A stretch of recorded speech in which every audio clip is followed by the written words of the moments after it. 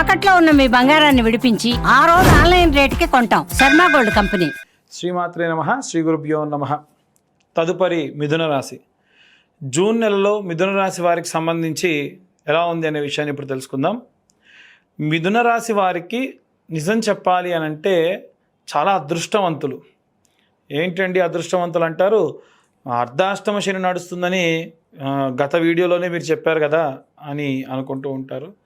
నిజమండి, నిజంగా అదృష్టవంతులు. ఎందుకంటే అర్ధాష్టమ శని ఉన్నప్పటికీ వీరికి లగ్నంలో అంటే గోచార రీత్యా వీరి యొక్క మిథున రాశి లోపలికి గురుగ్రహం యొక్క సంచారం అనేది ఉంది. ఒక్కసారి గురువు వస్తే సంవత్సరం పాటు ఈ యొక్క రాశిలో ఉంటాడు, కదలడు. ఇంకొక విషయం ఏంటంటే గడిచిపోయిన నెలలో అంటే మే నెలలో మనకు 15వ తారీఖు నుండి 27వ తారీఖు వరకు సరస్వతి నది పుష్కరాలు జరిగినాయి.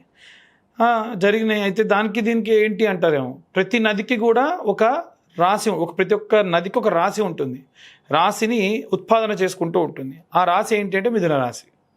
సో మిథున రాశి వాళ్ళు జస్ట్ అలా వెళ్ళి పుష్కర స్నానం చేస్తే చాలా అనమాట. వాళ్ళకున్న దోషాలని ఇప్పుడు తెలిసి చేసినా తెలియక చేసినా జాతకరీత్యా ఉన్న దోషాలు పోతాయి.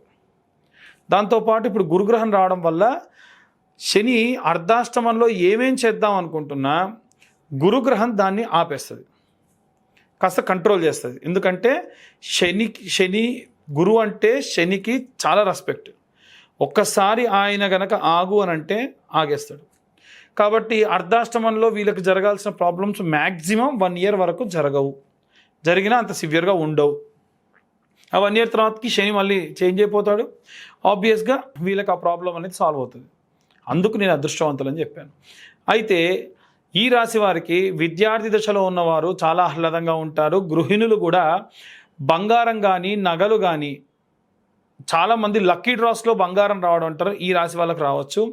బంగారం కానీ నగలు కానీ ఏవైనా సరే వీళ్ళు పర్చేస్ చేసి దాని మీద మళ్ళీ లోన్కి వెళ్ళి బంగారం రేటు పెరిగిన తర్వాత మళ్ళీ వాటిని రిటర్న్ బ్యాక్ తీసుకొని మళ్ళీ బంగారం కొనుక్కునే అవకాశం ఉంటుంది, లేదా వస్తువులు కొనుక్కునే అవకాశం ఉంటుంది, లేదా ఏదైనా ఒక ఎసర్ట్ లాంటిది, ల్యాండ్ లాంటిది కొనే అవకాశం ఉంటుంది. అప్పు చేసే తీసుకుంటారు, నో డౌట్ దాంట్లో.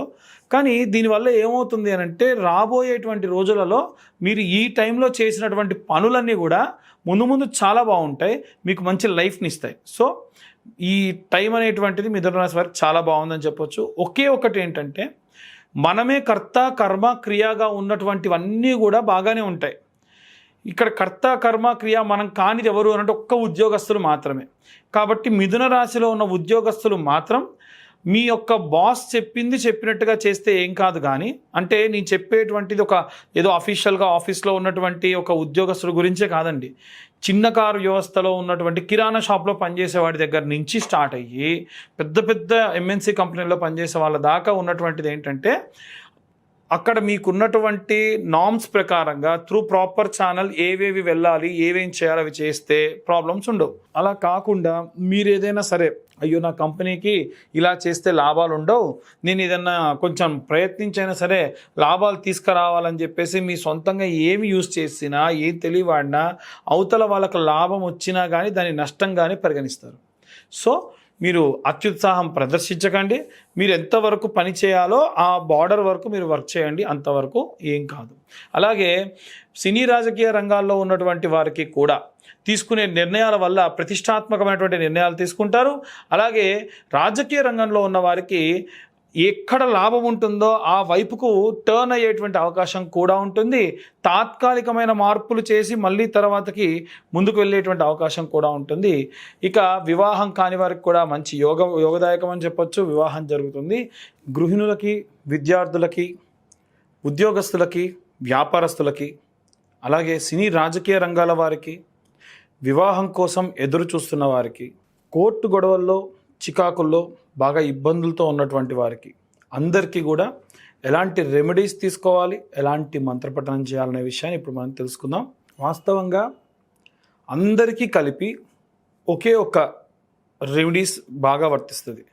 ఈ జూన్ మాసం అంతా కూడా మనకు ఆదివారం నుండి ప్రారంభించి శనివారం వరకు కూడా నిత్యము కూడా నేను ఇప్పుడు చెప్పేటువంటి విధానాన్ని ఫాలో కావండి. చాలా చాలా మంచి రిజల్ట్ ఇస్తుంది. ప్రప్రథమంగా ఆదివారం నాడు చాలా లిమిటెడ్గా మీకు ఈ యొక్క ఖర్చు అనేటువంటిది ఉంటుంది. ఏంటిది ఇంతకీ అదంటే, ఆదివారం నాడు నవగ్రహాల దేవాలయంలో, నవగ్రహాల గుళ్ళో సూర్యుడి ముందు, మధ్యలో సూర్యుడు ఉంటాడు, ఆయన ముందు ఒక ఆకు డొప్ప పెట్టేసి దాంట్లో ఒక పిరికెడు గోధుమలు వేయండి, దాంట్లో ₹1 బిల్ల పెట్టండి. అలాగే కొత్త మట్టి ప్రమిదలో దీపం వెలిగించండి. వీలైతే దీపంకి వేసేటువంటి ఒత్తి ఎరుపు రంగులో ఉండాలి, లేదా ఆవు నెయ్యి కుంకుమ కాస్త కలిపి గనక మీరు దీపం వెలిగిస్తే ఆ జ్యోతి కొంచెం ఎరుపుగా వెలుగుతుంది. ఇలా చేసి ప్రదక్షిణలు 21 ప్రదక్షిణాలు చేయాలి. అయితే 21 ప్రదక్షిణాలు మీరు సవ్యంగా చేయండి. తర్వాతకి 6 ప్రదక్షిణాలు అపసవ్యంగా చేయండి. మనకు ఉన్నటువంటి నవగ్రహాలకి ఒక్కొక్క గ్రహానికి 3 ప్రదక్షిణాలు చేయాలి. అయితే సూర్యుడి నుండి మనకి శని వరకు సవ్యంగా అంటే క్లాక్ వైజ్ డైరెక్షన్లో ప్రదక్షిణాలు చేయాలి. మిగిలినటువంటి రాహువుకు కేతువుకు 6 ప్రదక్షిణాలు యాంటీ క్లాక్ వైజ్ చేయాలి. మొత్తం 27 ప్రదక్షిణాలు చేయాలి.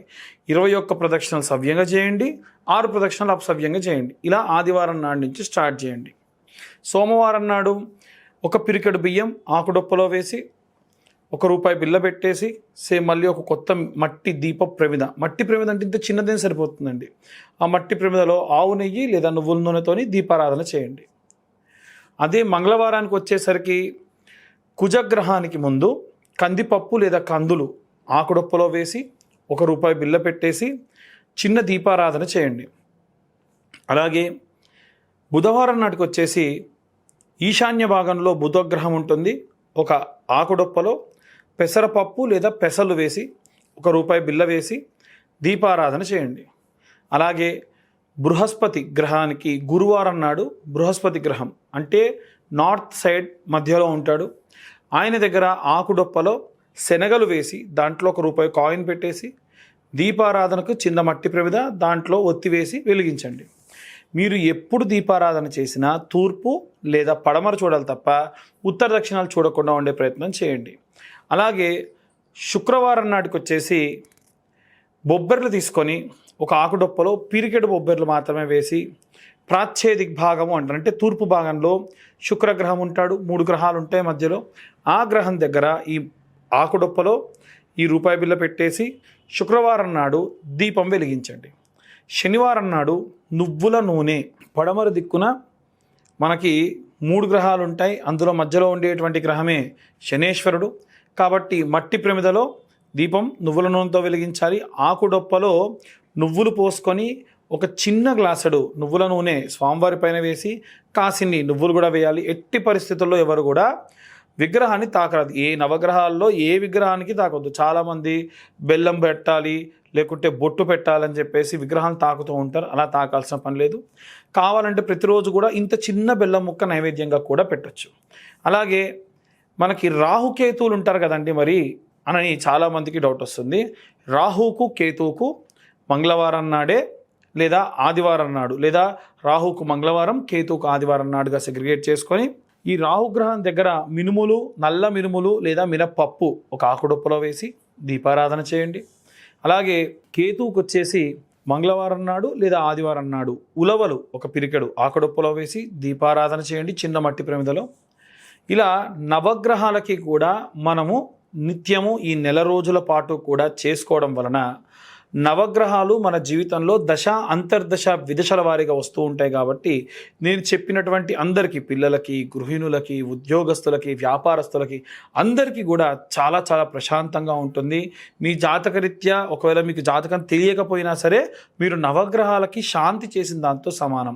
ఇంకా వీలైతే మీరు పెట్టేటువంటి ఆకుడొప్ప ఇంతంత ఉప్పు, పిరికెడు రాళ్ళ ఉప్పు పోసి పెడితే ఇంకా మంచిది. శారీరక బాధ, నరదిష్టి, నరఘోష కూడా దానివల్ల పోతుంది. ఇవన్నీ కూడా మనం అధికమైనటువంటి ఖర్చు లేకుండా పెద్ద పెద్ద హోమాలు లాంటివి చేయించుకోకుండా ప్రశాంతంగా ఉండేదానికి దోహదపడుతూ ఉంటుంది. ఇక అందరూ కూడా నవగ్రహాల దేవాలయానికి వెళ్ళినప్పుడు చదవవలసినటువంటి మంత్రం ఏమిటంటే ఆదిత్యాయ చ సోమాయ మంగళాయ బుధాయ చ గురుశుక్ర శనిభ్యశ్చ రాహవే కేతవే నమః. అలాగే జూన్ నెలలో స్కంద షష్ఠి వస్తుంది. స్కంద షష్ఠి రోజున జంట నాగులకు వీలైతే క్షీరాభిషేకం చేయండి. స్కందగిరి లాంటి టెంపుల్స్ కానీ లేదా మోపిదేవి లాంటి దేవాలయానికి కానీ పళని కుక్కి లాంటి దేవాలయానికి వెళ్తే కనుక అక్కడ స్వామివారికి ప్రత్యేక పూజాదులు నిర్వహించుకోవడం వల్ల కుజగ్రహ వల్ల వచ్చేటువంటి కుజదోషం వల్ల కానీ సర్పదోషాలు కూడా తొలగిపోతాయి. ఇవన్నీ కూడా మనం గోచార రీత్యా చెప్పేటువంటి విషయంలో మాత్రమే.